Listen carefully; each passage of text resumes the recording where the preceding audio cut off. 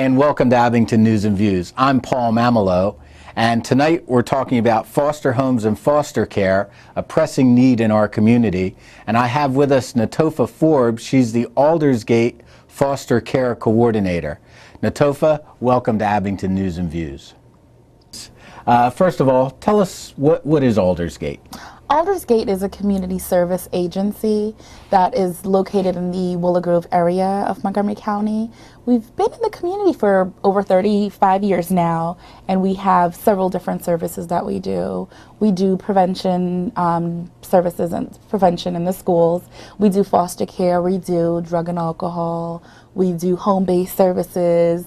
We have a clinical component. So we're a small agency with lots of different services. Mm-hmm. And now you've been known for a long time for a lot of those services. Yes. Can you tell us specifically about the program that we're here to discuss today, the Aldersgate Foster Care Program? Absolutely. Our foster care program has been around for a very long time as well. And it's we're a small foster care program, which is really great because we're really hands-on, really supportive of our foster parents and of our kids. Our agency have been in foster care for quite a few years now, and our agency is actually one of the only agencies where the executive director knows all the kids by face and by name. So she'll see them in the lobby and it'll be, "Hey, Joe," so that's one of the really great things about our foster care, program. We take approximately 28 to 32 kids. We've had over that, but that's kind of our balance that we like to have. Okay, so I guess I don't understand, the kids actually live there at your Willow Grove facility, or? No, we have foster homes that we recruit. We're here to recruit foster parents today. We're hoping to recruit foster parents, but we have foster homes in the different counties that we contract. We contract from Philadelphia, Bucks, and Montgomery County. So we have foster homes in all those three counties that if a child comes in, one of the priorities that we're trying to work on is placing a child in the community that they're familiar with, so they stay in the same school. Just because they're disrupted in the home doesn't mean they have to disrupt everything else. So we're trying to, we try to place them in something that's kind of familiar. Keep them in setting. A familiar area. Yes. So that they don't have to, they're not totally uprooted. Exactly. Okay. So we have foster parents in all the three different Okay, and I understand counties. You're currently looking for foster care parents in our viewing area. We certainly are. We're getting a growing number of foster children coming into care, and especially in our area, with the economy, with abuse, with everything that's going on right now, there's a large need for foster parents. I read an article the other day that talked about there's over 130,000 children placed per year in foster care, nationwide. So we're always looking for quality homes for our foster children. Well, then what really is required of a foster parent? What are the kind of qualities that you look for?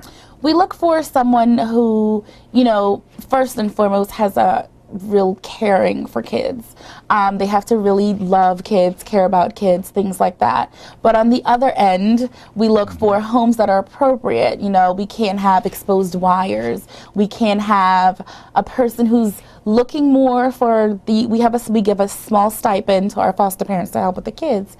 We can't have a parent who's looking for that to supplement income, because it really doesn't. Okay. It's really just helps, very little help, to help you care for that child. So we look for appropriate home. You have to have a criminal clearance. You have to be cleared criminally, child abuse clearance. We now are doing fingerprint clearances in case someone just moved from out of state. Those are some of the bottom line requirements. You have to do a physical exam that says that you're cleared to take care of kids, things like that. We go through a full application, and you do a biopsychosocial, just talking about your history, your disciplining, the way you discipline kids, things like that. So that's those are like the major things that's required. We require training as well. So you have to go through as a foster parent orientation training, and we require that you maintain at least 10 hours of training per year. And we do that ourselves. We either come into your home, we have meetings at the agency, you can also go outside, and we reimburse different ways like that. But we make sure you have at least 10 hours per year. Okay, so those are sort of the safety requirements, the physical requirements, and some of the some of the screening requirements that we have. When we come back, I'd like to talk a little bit about the type of things that you look for in terms of experience and what you look for in foster parents when you're trying to place children. So we'll be right back.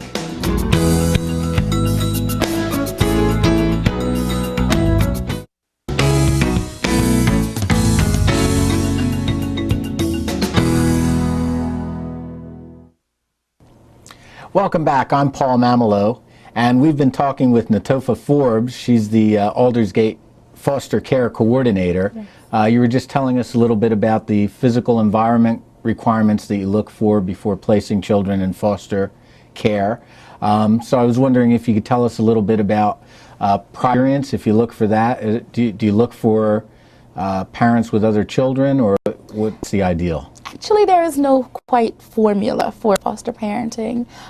We do not require, this is probably one of the only things that do experience, but we don't require parents because we do so much training. We try to orient you to what you expect, what can be expected. Since we're so small and we're very supportive, we try to support and kind of model and teach in that way so that foster parents become a bit faster. We try to place them with kids that may be easier to care for, with less behaviors, things like that, so that they kind of get acclimated that way. Obviously, parenting is something that all first-time parents go into with no experience. Exactly, exactly. It's great that you offer that kind of training to parents in the program. Right. So along the way to become a foster parent, I start to foster care parent. Well, the first thing you do is call the number of publishing a flyer with my information on it. You just give me a call and you express some interest. And what happens is we usually send out a bunch of information to you. And one of those is our foster brochure. And it just kind of gives you some different about our just little view of our program. And at the end of it, it has like a little a little piece that you fill out saying if you're interested. And you can just mail that in, and I call you and we start the program there.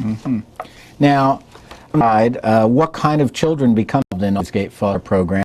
Children for children coming into care. Mostly the one that's getting a little more common is that parents are voluntarily placing children because they're not able to take care of them. Right. The economy is going a little right now, so some parents are losing people living in cars and they don't want their kids to live with them, so they place them in foster care temporarily to work on whatever, to get back feed and that. So we've been seeing some of that as well. So those are like the major reasons why kids come into care. And what age children do you usually place? We vary from ages. We've placed kids from... What you're talking about, it's largely a temporary situation. Yes. What are the goals of foster care? Right. There's several goals in foster care. There are 4 major goals.